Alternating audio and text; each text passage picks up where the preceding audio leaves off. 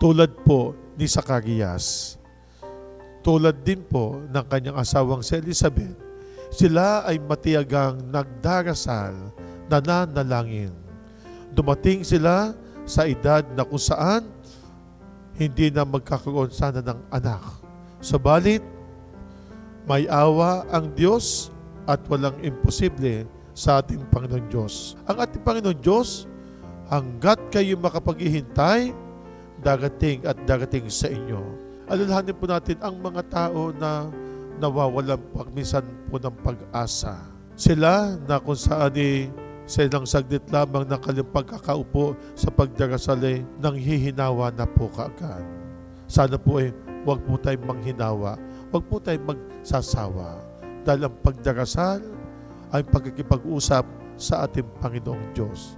At ang buhay nating tinatamasa ay biyaya ng ating Panginoong Diyos.